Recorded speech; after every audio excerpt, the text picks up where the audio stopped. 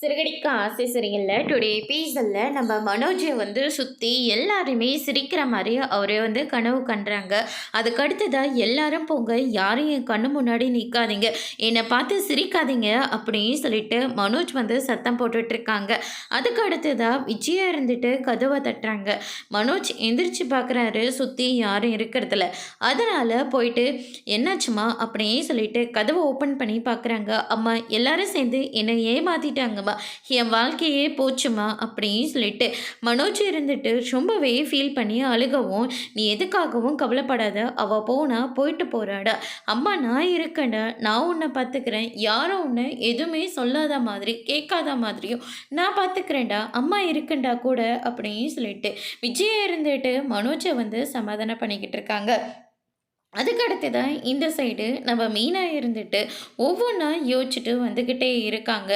வரும்போது வந்து பார்த்திங்கன்னா அங்கே நம்ம ஸ்ருதியா ரவி இருக்காங்க. டேய் மீனா வராங்கடா அப்படின்ற மாதிரியே சொல்லிடுறாங்க. அண்ணங்கிட்ட சண்டை போட்டு சொல்லாம கொள்ளாமல் வீட்டிலேருந்து வந்திருப்பாங்க போல இருக்கு, சரிவா போய் பார்க்கலாம் அப்படின்னு சொல்லிட்டு போய் கூப்பிடுறாங்க. ஆனால் அவங்க போகிறதுக்குள்ளேயே மீனா வந்து ஒரு கார் மேலே மோதிடுறாங்க. யாருன்னு பார்த்தா நம்ம செல்வம். அந்த மோதனத்தை நினச்சவங்க மயக்கம் போட்டு கீழே விழுந்துடுறாங்க. இதுக்கு மேலே மீனா விடக்கூடாது அப்படின்னு சொல்லிட்டு ஹாஸ்பிட்டலுக்கு கூட்டிகிட்டு போயிட்டு நேராக நம்ம சந்திராவோட வீட்டுக்கு கூட்டிகிட்டு போகிறாங்க. மீனா ஏற்கனவே உங்கள் உடம்பு லோ பிபியில் இருக்கா, அதனால் நீங்கள் முதல்ல சாப்பிடுங்க அப்படின்ற மாதிரியே சொல்லிடுறாங்க. எனக்கு சாப்பாடே வேண்டாம், ஏன்னா நான் என் புருஷனை ஏமாத்திட்டேன், என் புருஷன்கிட்ட நான் போய் சொல்லிட்டேன் அப்படின்ற மாதிரி சொல்லி வருத்தப்பட்டுட்டு இருக்காங்க. மீனா அதெல்லாம் முடிச்சு போனது, அதை பற்றி பேசி எந்த பிரயோஜனமும் இல்லை, முதல்ல நீங்கள் சாப்பிடுங்க அப்படின்ற மாதிரி சொல்லிக்கிட்டு இருக்காங்க. ஆனால் மீனா வந்து சாப்பிட மாட்டேன்னு சொல்லி ரொம்பவே பிடிவாதமாக இருக்காங்க. முத்து வராரு. முத்து வந்த உடனே அது வந்து செல்வம் வந்து இப்போ தான் ஃபோன் பண்ணி சொன்னான் அப்படின்ற மாதிரி சொல்லிடுறாங்க. அதுக்கு அடுத்து தான் மீனாவுக்கு என்னாச்சோ ஏதாச்சோன்னு சொல்லிட்டு பதறி அடிச்சுக்கிட்டு நம்ம முத்து இருந்துட்டு மீனாவை பார்க்கறதுக்காக வராரு. அதுக்கடுத்து தான் மீனா வந்து பார்த்துட்ருக்காரு. ஸ்ருதி இருந்துட்டு ஹாஸ்பிட்டலுக்கு கூட்டிகிட்டு போகணும். டாக்டர் இருந்துட்டு இவங்களோட பிபி ரொம்பவே லோவாக இருக்கான், அதனால் சாப்பிட சொல்கிறாங்க. நாங்கள் இத்தனை பேரும் சொல்லியாச்சு, ஆனால் மீனா வந்து சொல்கிறத கேட்குற மாதிரியே இல்லை, நீங்களாவது கொஞ்சம் சொல்லுங்கள் அப்படின்ற மாதிரியே சொல்லிடுறாங்க. முத்து இருந்துட்டு மீனா கிட்டே போயிட்டு முதல்ல சாப்பிடு அப்படின்ற மாதிரியே சொல்லிடுறாங்க. இல்லை எனக்கு சாப்பாடு வேண்டாம், நான் போய் சொல்லிட்டேன், நாடகம் ஆடிட்டேன் அப்படின்ற மாதிரி சொல்லிடுறாங்க. சாப்பிடாம இருந்தால் எல்லாமே சரியாக போயிடுமா அப்படின்னு சொல்லிட்டு கேட்கும்.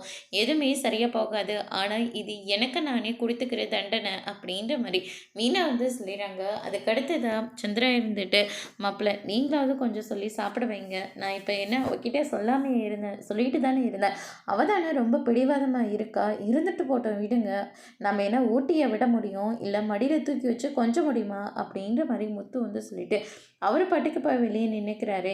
ஏண்டா நீ இப்படி அண்ணிக்கிட்ட பேசிக்கிட்டு இருக்க, நீ இப்படி நடந்துக்கிறதுனால தான் அண்ணி ரொம்பவே வருத்தப்பட்டுக்கிட்டு இருக்காங்க, இதை நீ புரிஞ்சுக்காம மறுபடியும் அன்னிக்கிட்ட சண்டை போட்டால் என்னடா அர்த்தம் அப்படின்னு சொல்லிட்டு கேட்கும். என்னடா பண்ண சொல்கிறதெல்லாம் அவகிட்ட சொல்லியாச்சு, அவள் தானே கேட்க மாட்டேன்னு பிடிவாதமாக இருக்கா, இருந்துட்டு போட்டோம் விடு அப்படின்ற மாதிரி சொல்லிடுறாங்க. அதுக்கு அடுத்து தான் மீனா இருந்துட்டு அழுதுகிட்டே இருக்காங்க. சந்திரா இருந்துட்டு யார் என்ன சொன்னாலையும் மீனா ஏற்றுப்பா, ஆனால் நீங்கள் ஒரு வார்த்தை சொன்னால் அது மீனாவால் ஏற்றுக்கவே முடியாது அப்படின்ற மாதிரி சொல்லிடுறாங்க. அப்போ என்கிட்ட இவ்வளோ பெரிய உண்மையை மறைச்சிருக்காளே, அப்போ என்னால் ஏற்றுக்க முடியுமாத்த அப்படின்ற மாதிரி முத்து வந்து சொல்லிடுறாங்க. உன் நிலமை எல்லாமே எனக்கு புரியுது, ஆனால் வேறு வழி இல்லை மாப்பிள்ள, நீங்களாவது அவளை கொஞ்சம் சொல்லி புரிய வைங்க அப்படின்ற மாதிரி சொல்லிடுறாங்க. முத்தவும் சொல்லி பார்க்குறாங்க. ஆனால் மீனா ரொம்பவே பிடிவாதமாக இருக்காங்க. அதுக்கு அடுத்ததாக வந்து பார்த்திங்கன்னா இந்த பக்கம் நம்ம சிந்தாமணி இருந்துட்டு வீடு என்னென்னலாம் பேப்பரில் வந்திருக்கோ அந்த வீட்டுக்கு போய் அட்ரஸ் எல்லாம் வந்து எழுதி கொடுக்குறாங்க. அப்போ அவங்க ஆளுங்களை விட்டு விசாரிக்க சொல்கிறாங்க. ரோகிணி கீழே வராங்க. ரோகிணி வந்த உடனே என்னம்மா நல்லா தூங்குனியா, தூங்க முடியாதோன்னு நினச்சேன் ஆண்டி, ஆனால் பரவாயில்ல நான் நல்லா தான் தூங்கினேன் அப்படின்ற மாதிரி சொல்லிடுறாங்க. அப்படிதாம்மா நினைக்க தோணும், தூக்கமும் வேணும் சாப்பாடும் வேணுமா அப்படின்ற மாதிரி சொல்லிடுறாங்க. அதுக்கு அடுத்து தான் வந்து பார்த்திங்கன்னா இந்த பக்கம் நம்ம ரோகிணி கிட்ட சிந்தாமணி இருந்துட்டு, ஆமாம் என்னம்மா என்னம்மா முடிவு எடுத்திருக்க அப்படின்னு சொல்லிட்டு கேட்கவும், மனோஜ் கூட நான் வாழணும். அதில் மட்டும் நான் முடிவாக இருக்கேன் அப்படின்ற மாதிரி சொல்லிடுறாங்க. இதுக்கு உன் மாமியார் விடுவாங்களா அப்படின்னு சொல்லிட்டு கேட்கவும், எனக்கு என்னோட மனோஜ் தேவை. அதுக்காக நான் என்ன வேணாலும் செய்வேன். மனோஜ் அந்த வீட்டில் இருந்து பிரித்து கூட நான் கூட்டிகிட்டு வருவேன் அப்படின்ற மாதிரி ரோகிணி வந்து சொல்லிடுறாங்க. இதை கேட்டோன்னே சிந்தாமணி இருந்துட்டு, நான் போட்ட பிளான் படியே எல்லாமே நடந்துட்டுருக்கு அப்படின்னு சொல்லிட்டு ரொம்பவே சந்தோஷமாக இருக்காங்க. அதுக்கு அடுத்ததான் வந்து பார்த்தீங்கன்னா, என் வாழ்க்கை இப்படி ஆனதுக்கு அந்த மீனாவும் முத்துவும் தான் காரணம். அவங்க 2 பேரும் சந்தோஷமா இருக்கக்கூடாது. அந்த வீட்ல இருந்து அவங்கள நான் விரட்டி அடிக்க போறேன். அது மட்டும் கிடையாது.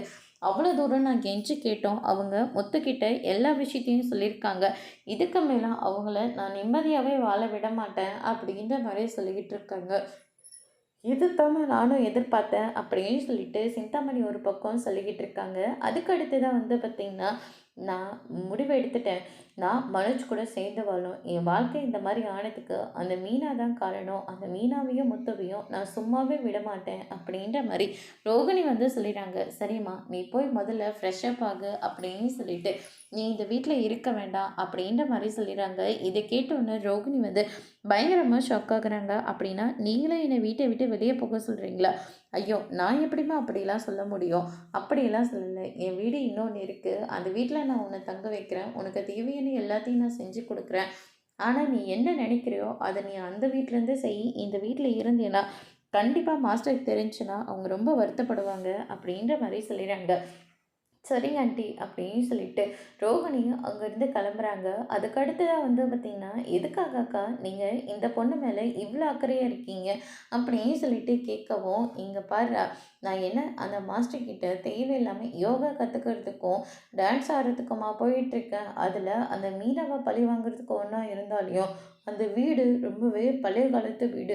ரொம்ப சூப்பராக இருக்குது. அந்த இடத்த விற்றா கூட 2 எவ்வளோ பணம் கிடைக்கும் தெரியுமா? மொத்தம் 2 கிரவுண்ட் இருக்குது அப்படின்ற மாதிரி சொல்லிடுறாங்க. அப்படின்னா அந்த வீட்டை எழுதி வாங்குறதுக்காக தான் நீங்கள் அவங்க கூட இருக்கீங்களா அப்படின்னு சொல்லிட்டு கேட்கவும், ஆமாண்டா. ஆனால் நானாக போய் பிரச்சனை பண்ணி கேட்டால் எப்படி? அந்த மனோஜ் வேற கடத்தல இருக்கா.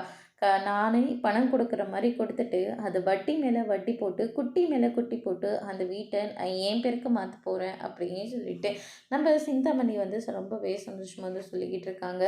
அதுக்கு அடுத்து தான் இந்த பக்கம் நம்ம ஸ்ருதி இருந்துட்டு ஆல்ரெடி ரவி கிட்ட சொல்லி அண்ணாமலையை வீட்டுக்கு வர வைக்கிறாங்க. நீ இங்கே தான் இருக்கியா அப்படின்னு சொல்லிட்டு நம்ம முத்து வந்து முத்து வந்து கேட்டுட்ருக்காங்க. அதுக்கு அடுத்து தான் சீதா வராங்க. சீதா வந்த உடனே இப்போ தான் சத்யா எல்லாத்தையும் ஃபோன் பண்ணி சொன்னான். எங்கே நீ வரமாட்டியோன்னு நாங்கள் நினச்சோம் அப்படின்ற மாதிரி சொன்ன உடனே இவன் இந்த மாதிரி இருக்கிற போது நான் எப்பறம் வராமல் இருக்க முடியும் அப்படின்னு சொல்லிட்டு சீதா வந்து சொல்லிடுறாங்க. என்னதான் இருந்தாலையும் ஒரே ரத்தம் இல்லையா அப்படின்னு சொல்லிட்டு நம்ம சந்திரா வந்து ஒரு பக்கம் சொல்லிக்கிட்டு இருக்காங்க. அடுத்தது அண்ணாமலை இருந்துட்டு ஏம்மா இப்போ சாப்பிடாம இருக்க அப்படின்னு சொல்லிட்டு கேட்கும். நான் தப்பு பண்ணிட்டேன் மாமா. நான் உங்ககிட்டயாவது உண்மையை சொல்லியிருக்கணும். ஆனால் சொல்லாமல் விட்டுட்டேன். என்னை மன்னிச்சிடுங்க அப்படின்ற மாதிரி சொல்லி காலில் விழுந்து மன்னிப்பு கேட்டுட்ருக்காங்க. முடிஞ்சு போன விஷயத்துக்கு இந்த மாதிரி பண்ணி ஒரு பிரயோஜனமும் இல்லை. ஆனால் நீ உன்னோட உடம்பை வதித்துக்கிறதுல எங்களுக்கு யாருக்கும் எந்த சம்மந்தமும் இல்லை. முதல்ல நீ சாப்பிட்ற வழியை பாரு அப்படின்னு சொல்லிட்டு நம்ம அண்ணாமலை வந்து சொல்லிடுறாங்க. அதுக்கடுத்ததான் வந்து பார்த்திங்கன்னா வேண்டாம் மாமா அப்படின்ற மாதிரி சொல்லிடுறாங்க. முத்து நீ இவளை சாப்பிட வை அப்படின்னு சொல்லிட்டு முத்துக்கிட்ட வந்து சொல்லிட்டு போயிடுறாங்க. அத்தை சாப்பாடு ஏதாவது செஞ்சு வச்சுருக்கீங்களா? கஞ்சி கொடுத்துறேன். அதுதான் சாப்பிட மாட்டேங்கிறீங்களே.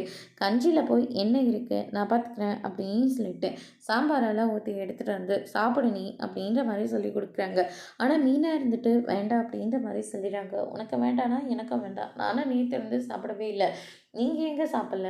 ஆமாம் மனசு ரொம்ப நிம்மதியாக இருக்குல்ல அதனால தான் அப்படின்ற மாதிரி சொல்லிடுறாங்க. அதோட இன்னைக்கான எபிசோட் முடிச்சிருக்காங்க. இனி சிறகடிக்க ஆசையில் அடுத்தடுத்து என்னெல்லாம் நடக்க போகுதுன்றத வரப்போகிற எபிசோடில் பார்க்கலாம். தேங்க்யூ.